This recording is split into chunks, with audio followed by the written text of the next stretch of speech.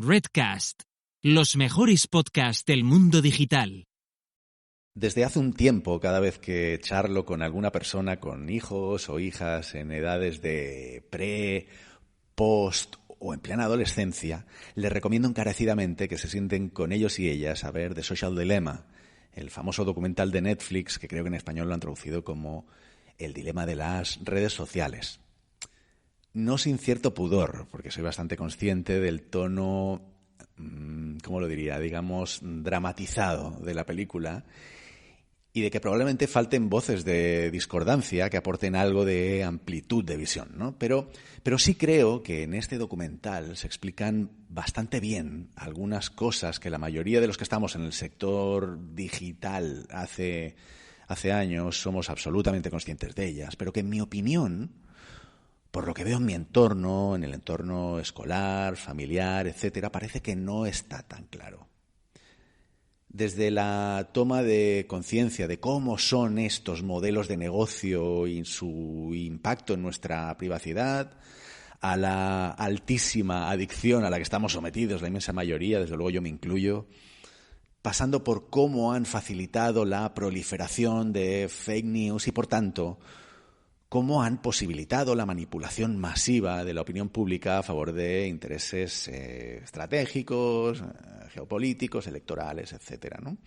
Comprometiendo en cierto modo la calidad del debate público y, en definitiva, pues de nuestras democracias, ¿verdad?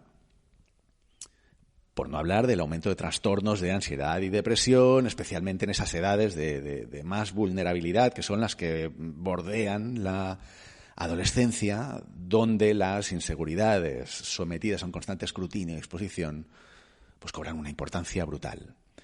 No sé vosotras y vosotros, oyentes, pero yo me he sentido muy afortunado por no haber tenido redes sociales en mi adolescencia. Y creo que en todo esto los padres y madres tenemos una enorme responsabilidad, la ciudadanía en general tiene una enorme responsabilidad, y especialmente quienes formamos parte de esta comunidad de tecnólogos, de diseñadores, marketers, emprendedores, desde luego tenemos más responsabilidad que nadie. Hoy hablamos con César Astudillo, que lleva décadas diseñando todo tipo de experiencias a través del mundo digital y que en este momento se siente post-digital. Espero que disfrutéis con su mirada crítica, valiente, lúcida y abierta como pocas.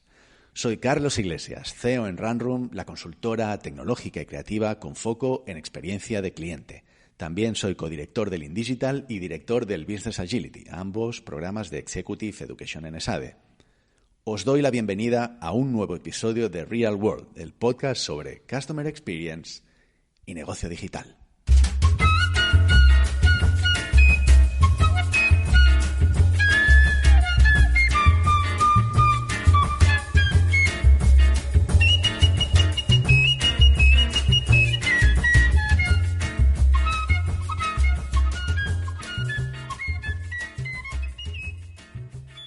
Pues nada, aquí estamos otra vez arrancando, en esta ocasión, el episodio 40 de este humilde podcast. Soy consciente de que os había dejado un par de meses a palo seco. Varias personas me estabais apretando para que volviese a publicar. Así que nada, sirva este nuevo programa como arranque de la nueva temporada, donde ya tengo 3 o 4 más en cola que estoy seguro de que van a ser muy interesantes también. Quiero explicaros que el miércoles 25 de noviembre de 2020, desde Redcast, esta tribu, esta red de podcast, de marketing y negocios digitales de la cual soy miembro, organizamos la primera edición del Día del Podcast. 25 de noviembre de 2020, Día del Podcast. Son 24 horas seguidas centradas en el mundo del podcasting y más concretamente en el negocio alrededor del podcasting. Súper interesante. Por supuesto, será abierto a cualquier país de habla hispana y, de hecho, tendremos podcasters y representantes de España y toda Hispanoamérica. No os lo perdáis, podéis registraros en diadelpodcast.es, para seguir el streaming. Registro gratuito. Sin más, os dejo con César Astudillo y la responsabilidad que tenemos los diseñadores de experiencias. Estoy seguro de que va a lanzar un par de retos contra algunas de vuestras creencias. Bueno, pues aquí estamos con César Astudillo. Para mí, se lo comentaba ahora fuera de micro, para mí de verdad que es un honor y me hace muchísima ilusión porque le sigo de hace un montón de tiempo. César, muy bienvenido a este humilde podcast. Muchas gracias, Carlos. Muy contento de estar aquí. Te presento así yo brevemente, someramente, porque bueno, yo he estado, ya te conocía, pero he estado rascando un poquito, pero a mí me gusta que se presenten los invitados, pero bueno, me parece también cortés hacerlo yo de entrada. César es asesor independiente de innovación y diseño estratégico. Yo te conozco, la verdad, sobre todo de tu paso por Designit. Estuviste allí un montón de tiempo, 18 años, si no me equivoco. También compartimos esa doble vida que para algunos significa la docencia. Tú has dado clases en IE, la Escuela de Negocio, ahora estás también en IED, el Instituto Europeo de Design. Pero fíjate que rascando, lo que más me ha llamado la atención ha sido, que esto no lo sabía, tus 4 años en Pyro Studios del 96 al 2000, porque tú sabes que yo en aquella época era programador de videojuegos. Claro, para mí el Commandos era el juego de referencia, ya no solo en España, sino a nivel mundial, ¿no? Nos pusisteis en el mapa, o sea, aquello fue la hostia, aquello fue un hito... Ande, ¿tú dónde estabas? Yo estaba en Gaelco, era un estudio pequeñito, que lo que nosotros hacíamos, no hacíamos videojuegos comerciales de consola. ¿No? Exacto, hacíamos recreativas, el famoso Carlos Sainz, un montón de juegos. Yo entré con un juego que se llamaba ATV Track, que te subías en un quad y el quad se movía, aquello era la leche, ¿no? Porque realmente estabas trabajando con los ingenieros mecánicos, ingenieros electrónicos, programábamos sobre hardware propio, era guapísimo, me lo pasé muy bien. Qué pasada. Sí, muy chulo, muy chulo. Así que cuando he visto que tú formaste parte, de alguna manera, pusiste tu granito de arena en el Commandos, entonces yo, vale, ahora lo entiendo todo. César, ¿quién eres? Pues eso lleva toda una vida averiguarlo, ¿no? Yo solo tengo 52 años, así que es un poquito pronto para darte una respuesta definitiva. Pero, tú lo has dicho antes, o sea, ahora soy un consultor indie de diseño estratégico e innovación y mi misión es ayudar a los líderes a tener éxito de manera responsable. ¿Por qué decidiste ser diseñador? Pues mira, yo siempre he querido hacer cosas que mucha gente pudiera disfrutar. Y a los 17 años estuve de trainee en el estudio de diseño gráfico de mi hermano Javier, en Gijón, y le cogí mucho amor a eso de la tinta china, el letraset, el cuarto oscuro, el gouache blanco para tapar los errores y tal. Uh-huh. Y bueno, todo eso por supuesto quedó atrás, pero también le cogí gusto a eso de que tienes una idea y la compleja y la pules hasta que has conseguido reducirla a algo lo más sencillo, lo más efectivo, lo más bello posible.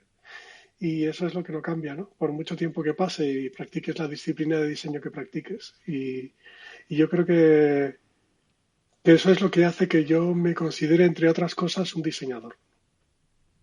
Y oye, yo te he presentado un poco, he dado 4 pinceladas de lo que has hecho, pero creo que es de ley que quien no te conozca tanto, pues entienda un poco cuáles han sido los pasos que te han llevado a donde estás hoy. Así que me gustaría que expliques tú mismo un poco tu background, ¿no? De dónde vienes, qué has hecho, qué has aprendido. Bueno, qué has aprendido igual es un poco ambicioso, pero... Yo creo que soy una especie de Forrest Gump de la historia del mundo digital. Yo académicamente soy el típico dropout múltiple que coge carreras y las deja. Dejé teleco, dejé informática, hice un máster en marketing y comunicación multimedia y ahora ando como al 65% de créditos de psicología. Y bueno, laboralmente empecé a mediados finales de los 80 de freelancer dibujando tiras cómicas en una revista de informática. Luego, bajo el seudónimo de Gominolas, haciendo música para videojuegos, en lo que luego se llamó la edad de oro del software español, con los ordenadores de 8 bits. Bueno, es que ahí en esa época éramos referentes mundiales, realmente. Estás hablando de los 80, ¿eh? Tú estás hablando de la época en la que, vamos, ahí éramos una referencia. Que esto, no sé si mucha gente lo sabe, que España fue una referencia en el mundo de los videojuegos a nivel mundial, realmente, en esa época. Sí, totalmente. Era una época en la que equipos pequeños podían hacer producciones de calidad internacional porque eran juegos muy pequeñitos, ¿no? Uh-huh. Entonces, con un programador y un grafista hacías ya cosas de calidad internacional.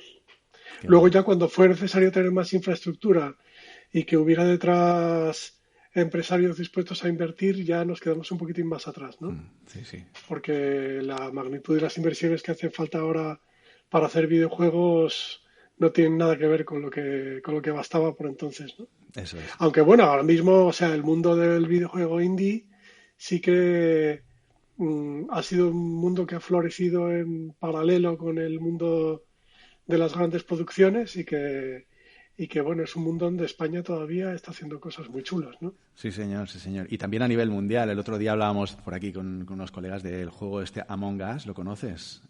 Ujú. Lo está petando, Sí, ¿no? sí, he Es oído, un bueno, he estudio oído hablar indie de él de anteayer. Sí, sí, pues es un estudio indie que están allí, me parece que en Seattle, cerca de Seattle y tal, que son tres chavales que se han juntado y están haciendo un juego que le está pasando la manita por la cara a los Fortnite y a todos estos, ¿eh? Espectacular, sí, sí. El caso es que, bueno, pues luego estuve, a partir del 88, estuve 9 años trabajando en una empresa de servicios informáticos, en lo que ahora se llama una cárnica, programando para entornos financieros. Durante ese tiempo viví la crisis del 92, bueno, la burbuja del 92 y la crisis del 93. Luego me metí en una empresa donde me dediqué a dirigir producciones multimedia en CD-ROM, como una enciclopedia de la Guerra Civil Española y cosas así, y juegos de bajo presupuesto, y esa empresa se transformó en un estudio de videojuegos que era Pyro Studios, antes lo has mencionado. Allí fui diseñador adicional en Commandos Behind Enemy Lines, que fue durante bastantes años el videojuego español más vendido de la historia, ¿no? Con 2 millones de copias vendidas en todo el mundo. Aunque más tarde fue desbancado por Quiero ser diseñadora de modas para Nintendo DS. O sea, los estrógenos han vencido a la testosterona en materia de videojuegos ¡Viva! españoles. Luego ya en 2000 me uní a NetJust Consulting para hacer consultoría de experiencia de usuario. Allí viví en primera fila la burbuja de las .com en 2000 y el reventón correspondiente en 2001. Luego llevé el área de experiencia de usuario en Xfera Móviles, lo que luego fue Yoigo, y en una tecnológica llamada Envision. Y luego ya en 2006, que ocurrió una cosa muy importante para mí, que es que me uní como socio a una compañía de User Experience llamada DNX. Allí desarrollé la práctica de diseño estratégico, vivimos la gran recesión de 2008 y luego DNX pues creció a pesar de la crisis y se fusionó con una compañía danesa que se llama Designit. Seguí allí como Senior Fellow haciendo desarrollo de negocio, creando nuevos métodos de diseño. Allí conseguí luego dirigir proyectos como la interfaz de usuario de los cajeros de entonces Caja Madrid, ahora Bankia, que ahora cumple 12 años, RTV a la carta, que lleva 11 años siendo la mayor biblioteca en castellano del mundo, la app y la web transaccional de Bankinter, los planes estratégicos de innovación para empresas como Aedas Homes o Ferrovías Servicios. Bueno, muchos proyectos relacionados con el diseño estratégico y con la innovación, ¿no? Y en 2018 decidí dejar Designit para buscar un camino propio y ahora pues reparto mi tiempo entre dar clases de diseño estratégico en sitios como la Nave Nodriza, IED, K-School, Luxer School. Trabajo por Equity en una fintech que se llama Buriverse, en la que nos dedicamos a la devolución de impuestos a extranjeros. También ayudo como experto en diseño estratégico en proyectos de innovación para compañías tecnológicas como Paradigma o iniciativas de innovación abierta con administraciones públicas como una organización que se llama Data City Lab que trabaja con el Ayuntamiento de Barcelona. También soy miembro del grupo de trabajo de administraciones públicas y diseño del Ministerio de Ciencia e Innovación, que estamos ahí peleando e intentando contribuir a que se implante el diseño como palanca de innovación en las administraciones. Y por último, también estoy trabajando como storyteller o especialista en narrativa en Fundación por Causa, que es un grupo de gente imprescindible que trabaja casi sin medios para lograr que las políticas migratorias en España y en Europa sean más sensatas y más humanas. Y es un poco, como ves, ¿Y un nada poco de más? todo, ¿no? ¿No haces nada más? No, tío, nada más. Estoy muy parado. Aprovecho para mandar un saludo a mis amigos que me dicen que hago muchas cosas, ¿eh? Aquí os presento a César Astudillo. Me resuenan un montón de algunos de los proyectos que has hecho. Sabes que nosotros en Runroom hicimos el televisión a la carta para TV3, para la televisión autonómica de aquí. También hicimos la UX de televisión a la carta de Euskal Televista en su día. O sea que veo que tenemos un montón de experiencias en común, ¿no? Y me flipa, me parece alucinante. ¿Qué significa ser diseñador para ti? Tendría que empezar por decir que yo soy un poco un outsider en todas partes, ¿no? O sea que tengo un pie en ser diseñador y otro pie siempre en otro sitio, ¿no? Pero la respuesta a qué es ser diseñador, yo creo que es una respuesta en disputa, y lo que te contesten a eso va a depender mucho de qué disciplinas practiques, de qué habilidades sientas que son las que te convierten en diseñador o diseñadora, ¿no? Y también depende mucho de al servicio de qué fines pones esas habilidades, ¿no? Yo creo que desde el punto de vista de habilidades, las personas que hacemos diseño tenemos una capacidad poco corriente para dar con soluciones válidas a problemas que están mal definidos. Yo creo que eso es lo más característico. Que lo hacemos porque somos capaces de intervenir la percepción y la conducta de la gente y que podemos ayudar a cualquier organización, a una empresa, a una administración pública o a organizaciones del tercer sector a encontrar formas mejores de conseguir sus fines, gracias a eso, ¿no? Puede parecer una definición un poco forzada de lo que es diseñador, porque la definición intuitiva es otra, ¿no? Es como que ser diseñador significa ser capaz de crear objetos bellos y atractivos y al mismo tiempo funcionales, pero desde hace poco tú sabes que hay estudios tanto del Design Management Institute como de la consultora McKinsey que apuntan a que las compañías que hacen del diseño una actividad central en su estrategia pueden llegar a duplicar el rendimiento de las que no. Y aquellas que lo consiguen no es solo porque hagan objetos bellos y atractivos, sino por eso que te he dicho, ¿no? Porque la gente que hace diseño puede ayudar a que una organización encuentre un camino al florecimiento en medio de contextos muy inciertos, ¿no? Especialmente si entre los focos de la incertidumbre está la conducta humana. Al final te lo resumiría diciendo que si no sabes qué hacer porque es complicado, y es complicado porque hay personas, entonces las diseñadoras y los diseñadores te podemos ayudar. Yo creo que además te hacía esta pregunta porque para mí no es casualidad que en tu claim, digamos, o como te has definido al principio, que lo he dejado pasar así como... pero digamos que has acabado con un adjetivo que igual ha pasado un poco desapercibido, que es responsable, ¿no? Y a mí me parece que eso lo tiñe todo con una pátina muy, muy concreta en tu caso. O sea, que tú... yo te veo como un pasito más allá, ¿no? Un pasito más allá en el diseño, y me gustará profundizar en esto a lo largo de la conversación. Sí que quería, porque además, como tengo la ventaja de que te conozco un poco y sé un poco cómo piensas, y me gusta especialmente tu mirada crítica, basada en tu propia experiencia y en... A mí me gustaría que, ¿sabes? Este es un podcast donde hablamos muchas veces de Customer Centricity, de herramientas como el Customer Journey, de la importancia de poner al cliente en el centro, de diseñar experiencias con el cliente, las personas en el centro, patient experience, todo este tipo de conceptos. ¿Tú qué opinas del diseño human-centric? Creo que somos prisioneros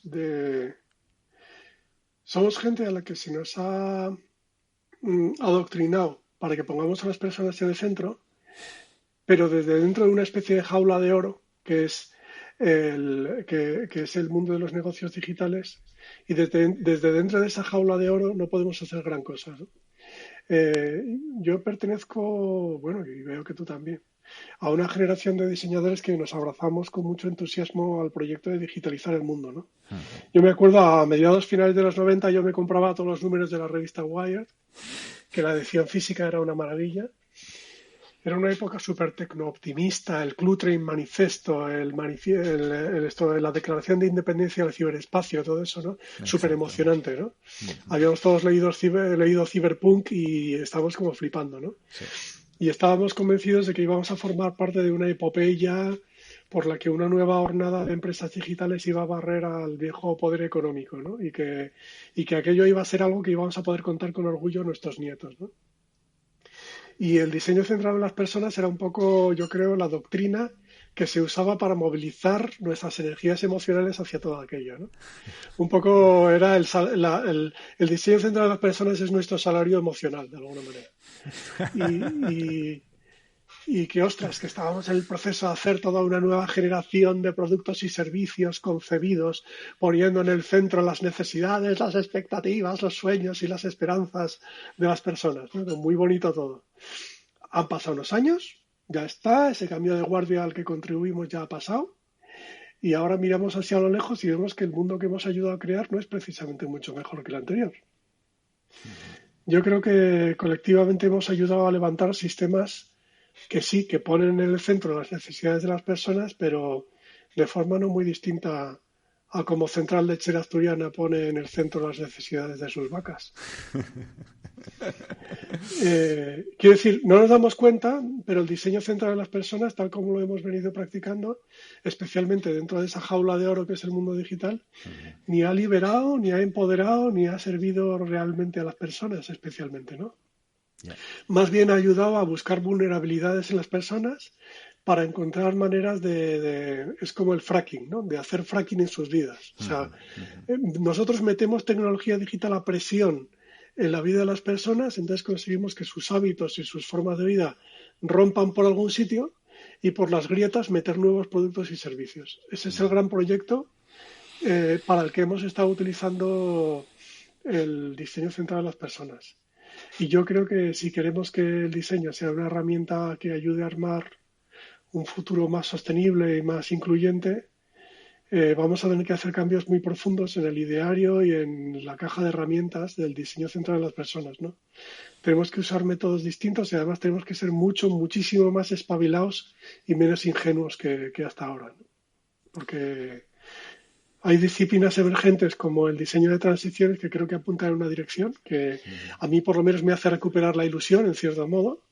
Ya veremos por cuánto tiempo, porque si he aprendido algo en estos años es que para no morirse te tienes que saber reilusionar todo el rato, pero siempre reilusionarte de forma crítica y de forma vigilante, ¿no? Porque si eres diseñadora o diseñador es prácticamente seguro que estás siendo el tonto útil de alguien. O si te parece un poco ofensivo decir que eres el tonto útil de alguien, pues el listo útil de alguien, ¿no? Pero lo que importa es que tenemos que estar siempre preguntándonos de quién, ¿no? Qué bueno, tío. Me parece muy, muy profundo y con muchos niveles de análisis de los cuales podíamos tirar. Me resuena mucho todo esto a un tema que hemos comentado alguna vez en este podcast, ¿no? Hablando del solucionismo tecnológico de Evgeny Morozov y precisamente tú hablabas, ¿no? De los tecnooptimistas, ¿verdad? Y cómo esa falta de análisis elemental de la situación, que al final que es una situación mucho más compleja de lo que pueda parecer simplificando en exceso de la sociedad, al final tiene unas consecuencias que realmente no hemos sido capaces de predecir. Y creo que, bueno, no sé si yo también muchas veces lo he pensado, ¿no? Realmente si esto de human centricity es cierto, al final estamos hablando de money centricity, ¿no? El capitalismo más feroz. Para mí eso es igual, esto nos está quedando un poco así como inclinado para un lado, pero para mí yo miro Facebook, ¿no? Realmente, y para mí Facebook es la representación del capitalismo más avanzado, ¿no? Entonces ahí no sé si tenemos un problema no sé si tenemos un problema con el diseño, no sé si el problema de base viene porque estamos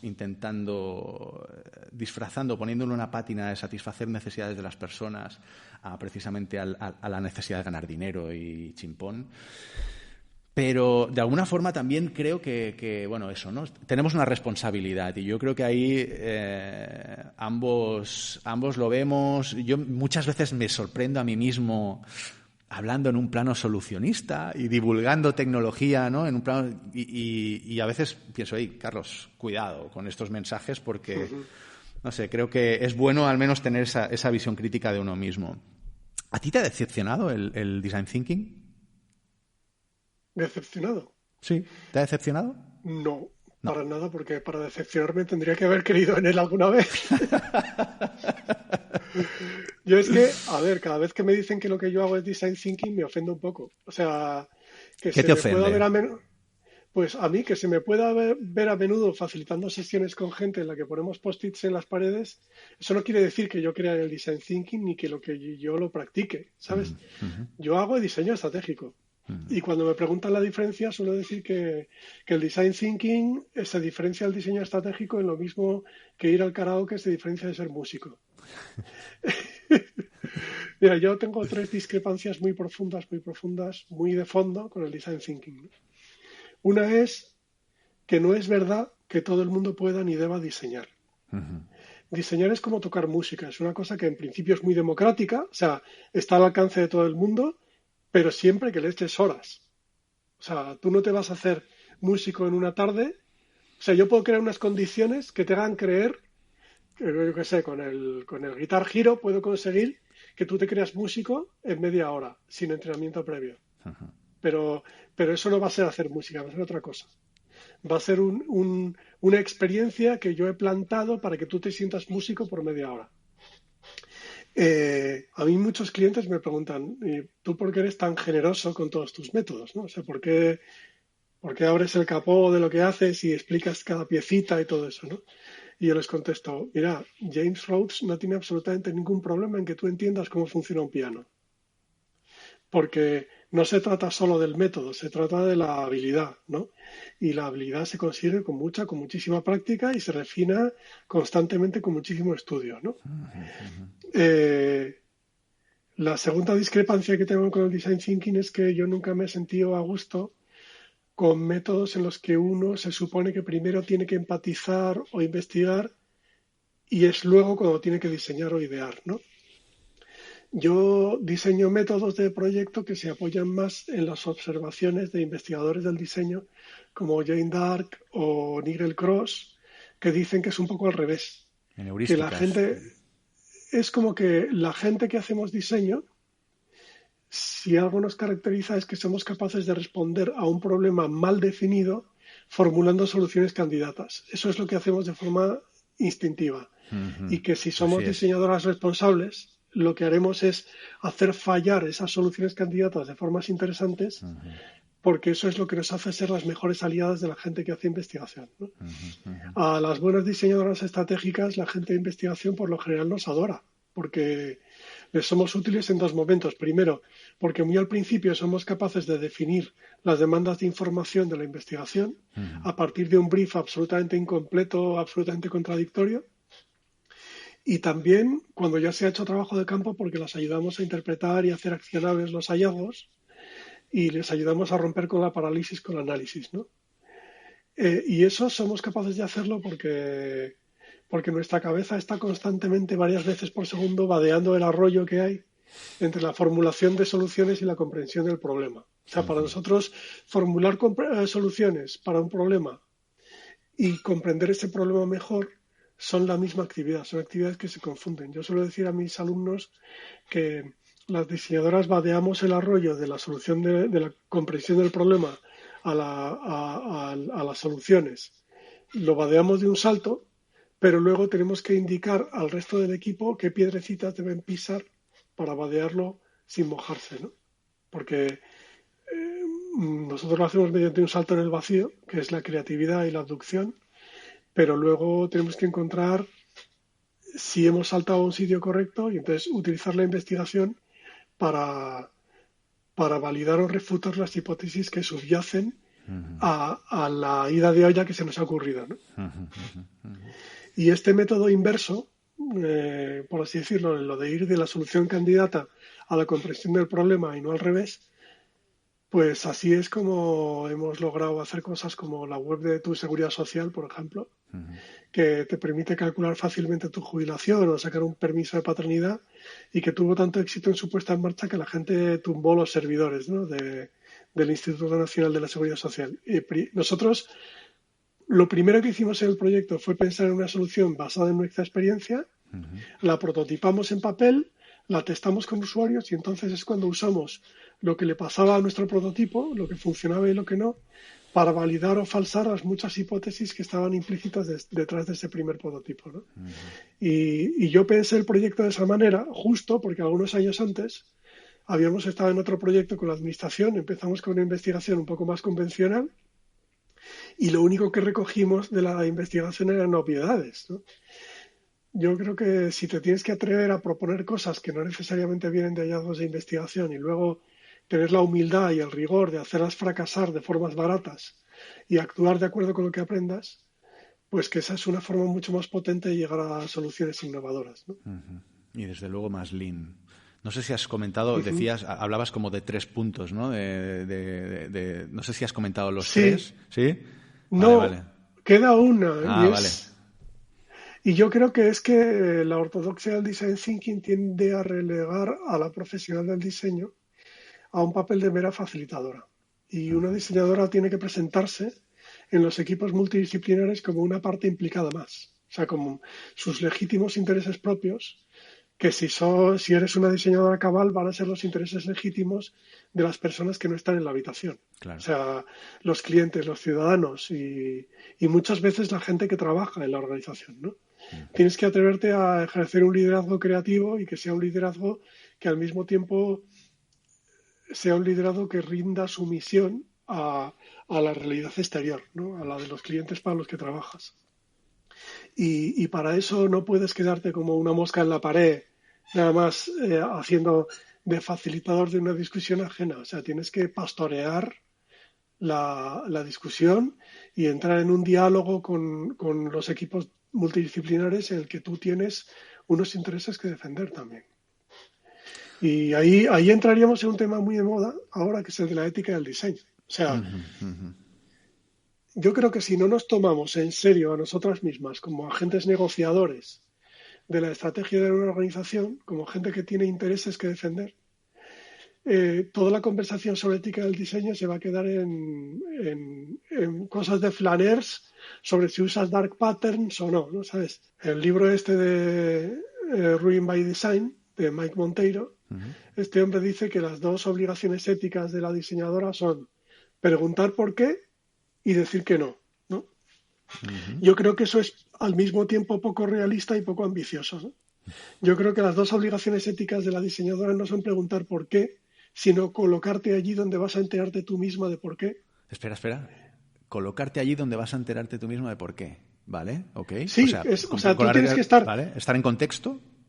Tú tienes que estar 6 meses antes en la conversación que tiene lugar 6 meses antes de que tú recibas el brief. Ahí es donde tú puedes hacer el bien. No cuando el brief, no cuando el mal ya está inscrito en el brief. Y entonces tienes que, al mal tú no le tienes que dejar ni que llegue al brief. Romper el brief antes de que exista, ¿no? O sea, es como... Exacto, por eso es un trabajo un poco de nadar corriente arriba como los salmones, ¿no? Y de ganarte lo que yo llamo sentarte en la mesa de los mayores, ¿no? Que lo haces con un trabajo paciente, que primero lo haces con un buen contrabrief, o sea, cuando todavía no tienes legitimado un puesto en la mesa de los mayores, lo que haces es hacer buenos contrabriefs, pero luego sobre todo decir, hombre, si me hubieras dejado estar en la discusión hace 6 meses, ahora mismo no estaríamos llorando, ¿no? Y entonces por eso digo que no tienes que preguntar por qué, tienes que escalar hasta el punto donde te enteras tú solita de por qué. Y luego no tienes que decir que no, que es una cosa que es muy heroica, ¿no? Porque muy heroica y al mismo tiempo muy autodestructiva, ¿no? Porque Mike Monteiro lo que está diciendo es que te encadenes al árbol para que no lo talen, ¿sabes? Y que digas, esto no lo voy a hacer porque está muy mal y me podéis despedir si queréis, ¿sabes? Y eso, y la gente tiene que vivir, ¿no? Lo que tienes que hacer es estar en el momento, luchar por estar en el momento donde en lugar de decir que no, puedes decir mucho mejor esto otro, en el que puedes plantear alternativas constructivas, ¿no? Y no decir me niego a ser cómplice de esto, echadme si queréis, sino decir esto no porque va a dañar el revenue o el valor de la compañía por esto y por esto, y existe esta alternativa que es muchísimo mejor y si nos dejáis la pilotamos a ver qué tal va. Me encanta lo que dices, tío. Yo llevo años también diciéndolo esto, esta segunda parte especialmente, ¿no? El rollo de que ser senior también significa aprender a decir que no, para mí es un mensaje totalmente equivocado en ese sentido, ¿no? No creo que se trate de aprender a decir que no, porque es que al final nos enfocamos más en el no y en tener la razón del no que no precisamente en soluciones alternativas o en exponer, pues bueno, con qué parámetros podemos decidir mejores opciones, ¿no? O sea, que estoy totalmente alineado con lo que explicas. Es que el papel, o sea, cuando tú estás en los foros de estrategia, ser el Pepito Grillo, el enanito gruñón que habla de ética, es un papel muy desagradecido y en el que no vas a tener verdadera influencia, ¿no? Porque la gente va a decir, a ver, esto no es personal, son negocios, tenemos un deber para con nuestros accionistas, y ya lo sé, pero son lentejas, ¿vale? Sí. Entonces nosotros tenemos que aprender a camuflar la ética de la estrategia. O sea, ética y estrategia tienen que ser lo mismo. Tenemos que atrevernos a tener un papel en la conversación estratégica que sea de liderazgo o por lo menos de coliderazgo, ¿no? No ser los Pepito Grillo que digan esto está mal porque está... es que además es algo terrible, porque si te pones en la postura de defensor de la ética, Sí. se va a producir una dinámica muy perversa, que es que cuando Sí. tú digas esto está éticamente mal, casi estás diciendo que eso es efectivo. Porque nuestra mente piensa así, ¿sabes? Pensamos una especie de falsa dicotomía entre las cosas éticas y las cosas que son negocio. O sea, si es moralmente malo, seguro que es buen negocio. Total. Entonces, basta con que digas, no, esto no, porque esto está muy mal moralmente. La gente se frota las manos y dice, hostia, nos vamos a hacer ricos, ¿sabes? Es mucho mejor que utilices el lenguaje del negocio para decir, no, esto desde el punto de vista de negocio es una mala idea. Es una mala idea porque te debilita el revenue a medio plazo, porque invéntate la manera en términos de negocio de decir porque eso es una mala idea, ¿sabes? Utiliza el lenguaje de la estrategia, utiliza el lenguaje de la ambición, el lenguaje de la codicia, ¿sabes? Para defender tus opciones éticas. ¿Te consideras un activista, César? No. A ver, no, en el sentido estricto no, pero ya sé por qué lo preguntas. O sea, pero la libertad que tengo desde que dejé la gran consultoría me ha permitido pasar de estar pasivamente preocupado a estar activamente preocupado por el futuro del mundo, ¿no? O sea, es como que cuando estás encerrado en determinados ámbitos de diseño, parece que te preocupas por el futuro del mundo, pues como un ciudadano más, desde una posición de pasividad o desde una posición de impotencia.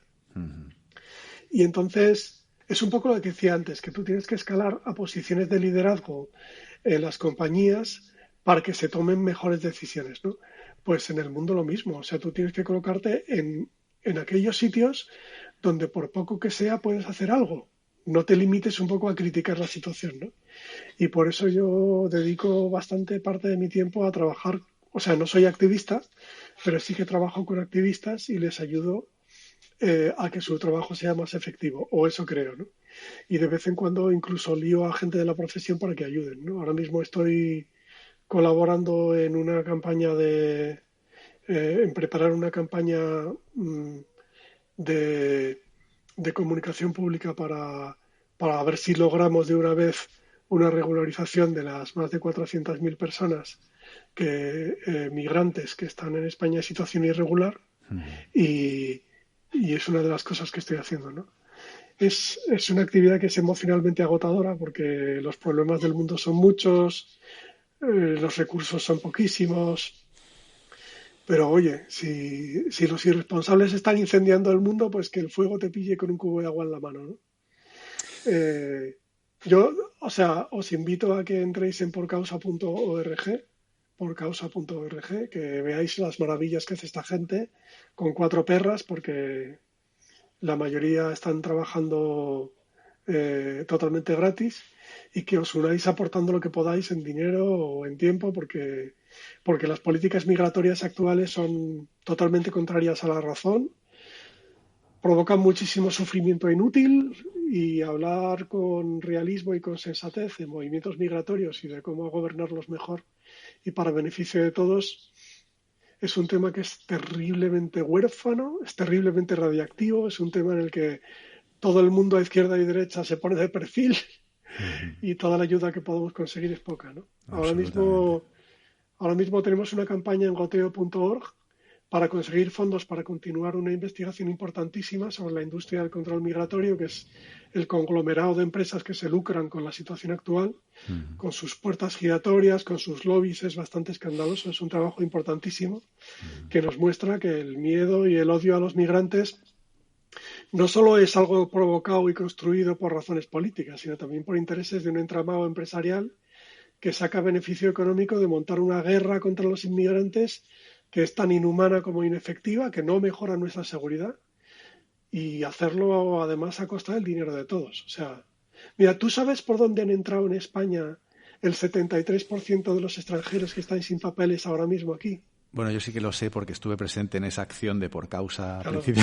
a principios de verano, entonces me enteré, pero sí, es sorprendente, ¿no? Pero, o sea, el 73% de las personas que están en situación irregular en España han entrado por Barajas con visado de turista, vienen de países de Latinoamérica. ¿Tú sabes qué proporción de las personas que están residiendo en España de forma irregular han venido de África en patera o saltando la valla? El 5%. Sí, sí. El 5% de las personas que están en situación irregular han venido por esas vías, ¿no? ¿Y por qué crees tú que el tratamiento mediático de la inmigración irregular es así de desproporcionado, ¿no? Pues, ¿por qué hay que ensañarse con una población, una proporción tan pequeña de la gente que entra en España sin permiso, ¿no? Es un tema tremendo. Yo os invito a que visitéis la web de Por Causa, porcausa.org, y que flipéis. Totalmente, y también os invito, y de hecho, ya os digo, no sé si tendréis por ahí disponible, César, aquella acción que hicisteis, juraría que era a principios de agosto, donde tú te vestías del hombre del traje negro y hacías una interpretación bastante... ¿Esto está grabado? ¿Está disponible por ahí? Sí, pero por alguna razón no se ha publicado todavía. Quizás lo Vale, publiquemos. vale. Lo que sí que hay es una web que, que hicimos con la colaboración de gente de un poco del mundillo del diseño digital, totalmente desinteresado. Se llama porcausa.org/Spectrum. Sí, Spectrum, ¿verdad? Spectrum es una organización ficticia que hemos inventado que se llama Spectrum porque son las siglas de securitización, privatización, externalización, criminalización y tráfico de migrantes, y que un poco personaliza en forma de una sola organización, de una especie de teoría de la conspiración, todo esto que estamos averiguando sobre la industria del control migratorio, ¿no? Y una de las formas en las que hemos ayudado a un grupo de diseñadoras y diseñadores a Por Causa es que hemos creado el manual de nuevos directivos de esta organización. Está colgado ahí en porcausa.org/Spectrum y está en inglés y en español. Y leyendo ese manual, pues tienes una forma divertida y bastante satírica de entender cómo funciona todo este entramado, ¿no?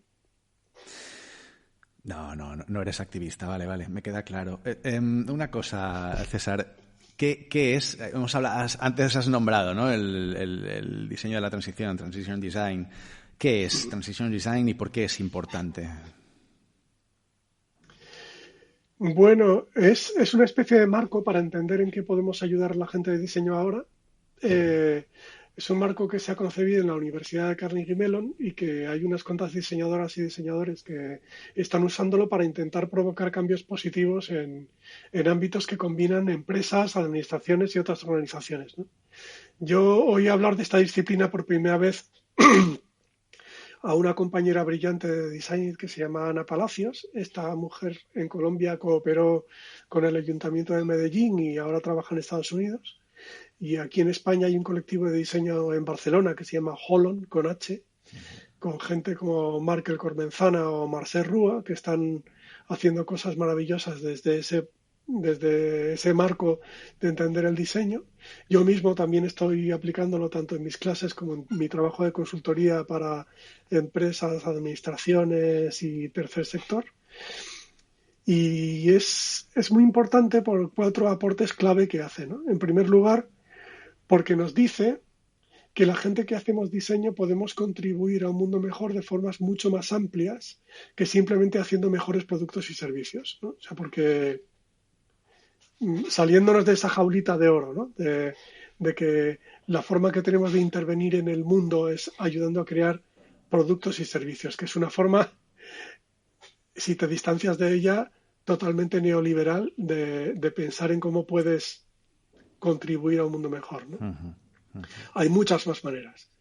En segundo lugar, porque nos ayuda a concebir futuros deseables y verosímiles y encontrar caminos posibles hacia ellos, ¿no? A ayudar a concebir visiones, de ayudar a un poco a aumentar y a mejorar la imaginación colectiva, que es una cosa que ahora mismo está muy empobrecida y que estamos muy atenazados colectivamente por el miedo, y que cuando pensamos en futuros posibles no nos sale más que o tecnoutopías que parecen sacadas de un vídeo promocional de la Sí. ciudad de Dubái, con robots y drones por todas partes, o distopías terroríficas, ¿no? Black Mirror.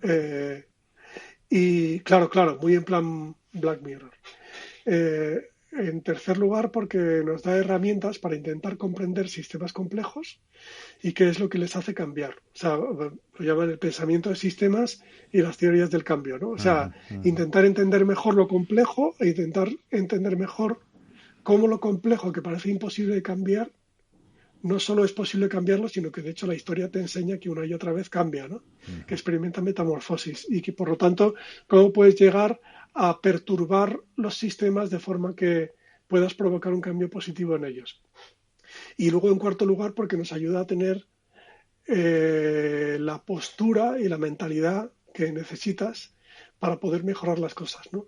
Que ser abierto, ser colaborativo, y luego la actitud que tienes que tener, que la llaman yo lo traduzco al castellano como una actitud de optimista cascarrabias, ¿no? Es un marco de entendimiento que nos invita a la gente de diseño a ser mucho más cautos y mucho más responsables con lo que hacemos, pero al mismo tiempo muchísimo más ambiciosos. Mira, nos estamos quedando sin tiempo, César. Me gustaría hacerte un par de preguntas como de cierre, pero todo esto me lleva, claro, de nuevo, este es un podcast donde hablamos de experiencia de cliente, de cómo podemos ayudar a las organizaciones a enfocarse, ¿no? A ser más, a poner al cliente en el centro, la toma de decisiones y tal. Y aquí estamos dando una serie de mensajes que me parecen fascinantes, food for thought, absolutamente, y que me llevo muchas reflexiones a incorporar en mi vida. Gracias por ello, te lo agradezco de verdad. Pero de alguna forma me queda un poco la idea, ¿no? ¿Debemos ayudar a las corporaciones a mejorar la experiencia de sus clientes o no?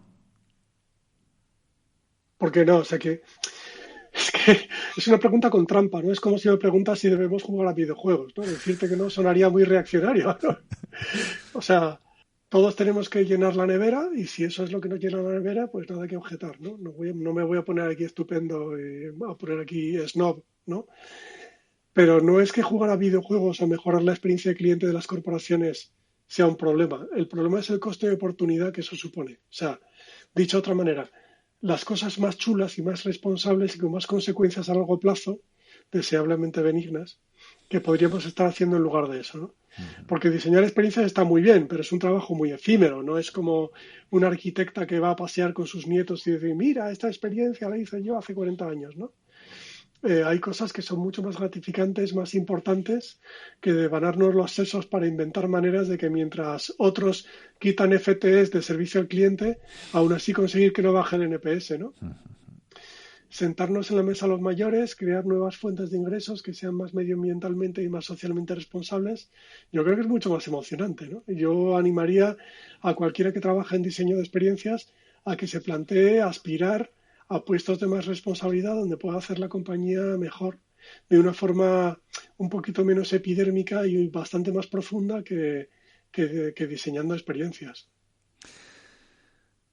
Gracias por elevarnos la mirada en esto, César.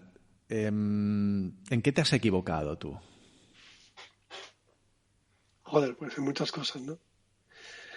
Me equivoqué en pensar que el ascensor social funcionaba con conocimiento y que, por tanto, al democratizar el acceso al conocimiento, Internet iba a traer una revolución de la igualdad. Me equivoqué al pensar que yo era más listo que la media y que, por tanto, podía ganar todas las peleas de la vida con una mano atada a la espalda y sin la ayuda de nadie. Y también me equivoqué en que íbamos a vivir tiempos muy aburridos, marcados por mayor progreso tecnológico y por tanto mayor bienestar, ¿no? O sea que estaba equivocadísimo. Tengo una hija de 10 años que yo creo que tiene madera de diseñadora. Yo la veo desde fuera y la veo como, ¿no?, que le interesa sus intereses y sus habilidades. ¿Qué consejos me darías para orientarla? Pero ¿por qué dices intereses, habilidades? ¿Qué pasa? ¿Le gusta dibujar? O sea, Bueno, tiene habilidades. No, ya no tanto lo plástico, sino que tiene pues habilidades creativas, ¿no? ¿Cómo te diría? No se me ocurre ningún ejemplo concreto.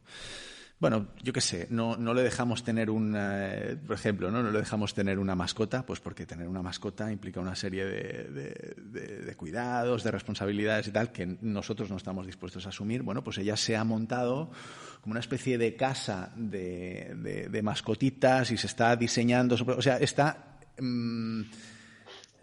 transformando, digamos, esa necesidad en algo tangible, concreto para ella y que tal, ¿no? Yo veo que hace cosas así, ¿no? Y que constantemente está, no sé, creo que tengo esa intuición, ¿no? Entonces me gustaría, pues, ayudarle a dar pasos adelante con eso y sobre todo orientarla bien y no orientarla hacia lo cosmético, sino orientarla bien. Igual es un poco, ¿sabes? No sé si no, te atreves totalmente. a... Yo creo que si tiene ese impulso de inventar cosas, eh, pues yo creo que tienes que animarla, por una parte, a que, a que invente cosas no solo para ella, sino para otros, para mejorar algo determinado de otra gente, yo qué sé, pues que mejore el skatepark de su barrio con cartulina, como que diseñe un skatepark mejor o un parque mejor, o otra cosa sería que invitarla a que aprender a defender sus diseños de manera persuasiva, o sea que, que me que yo que convenza sé, de... ¿no? sí, tienes 5 minutos para explicarme por qué, yo que sé, hace una maqueta de cómo redistribuirías tu habitación y ahora véndeme, o sea, véndeme por qué tengo que gastarme dinero en que reformemos tu habitación así, ¿no? Me encanta, me Porque va a ser encanta. mejor para mí, ¿sabes? No solo para ti, ¿no? Sí, sí, sí, Porque sí, va a sí. hacer mi vida más fácil, ¿no? Y luego también que entienda las cosas en contexto, ¿no? O sea, yo qué sé, imagínate que le dices, ¿cómo, yo qué sé, pues tu cereal favorito, ¿no? ¿Cómo cambiarías el packaging del cereal favorito, de tu cereal favorito, para que más gente lo compre? Pero para eso vas a tener que, la próxima vez que vayamos al supermercado, fijarte en el lineal de los cereales y entender la gente cómo mira el lineal de los cereales para entender cómo puedo hacer que mi cereal destaque como algo distinto dentro de ese batiburrillo de colores y de formas que es el lineal de los cereales de un supermercado, ¿no? Porque ahí es donde ese paquete mejor de cereal se la va a jugar, no encima de la mesa de desayuno, porque ahí ya está comprado, ¿no? Que Magnífico. entienda el contexto de las cosas, ¿no? Te lo agradezco un montón porque va muy bien a veces una mirada externa, ¿no? Tú estás imbuido en tu rol de padre y a veces se te olvida también un poco ese otro rol. Así que te lo agradezco un montón tu experiencia. Para cerrar, César, me gustaría que nos expliques qué proyectos de futuro tienes, qué vas a hacer con tu vida en los próximos meses / años. Pues yo que he sido un poco un Forrest Gump del mundo digital y que creo que estuve entre los pioneros del mundo digital, a mí me gustaría apuntarme a estar entre los pioneros de algo que podríamos llamar el mundo postdigital, ¿no? Yo creo que 40 años ya son suficientes para que una sola tecnología mande sobre todo, especialmente si el resultado no es del todo bueno. Y yo creo que empieza una nueva era que podríamos llamar eso, postdigital, que me gustaría ayudar a traerla, que fuera una era en la que hubiera un mejor encaje entre los problemas de la gente y las soluciones que ofrece la iniciativa privada, las administraciones públicas, las organizaciones sin ánimo de lucro. Y yo presiento que en esa era que viene el mundo digital va a seguir estando presente, pero va a perder centralidad, ¿no? Un poco como ahora mismo la seguridad alimentaria, ¿no? O el mantenimiento de líneas eléctricas, que está ahí, es imprescindible, pero no se habla tanto de ella, ¿no? No tiene tantísimo protagonismo. Y estoy intentando pasar de simple colección de notas a libro. Wow. Escribí un libro sobre diseño estratégico, sobre todo esto. Y nada, me molaría unirme a gente que piense como yo en esto de traer el mundo postdigital, organizar algo más grande, porque yo solo pues llego a donde llego, ¿no? Y ahí fuera hay muchísima gente mejor que yo y gente con conocimientos de transición ecológica, de inclusión, por supuesto de tecnología digital, pero que no manden, de desarrollo de negocio, inversores, yo qué sé. Yo creo que hay un ambiente muy propicio, hay por todas partes gente con ganas de esto. Yo creo que hay una next big thing ahí fuera que todavía no tiene nombre, ni tiene forma del todo, y a mí me gustaría estar en el fregado. Pues a mí me gustaría también, y así que te seguiré. Muchísimas gracias, César.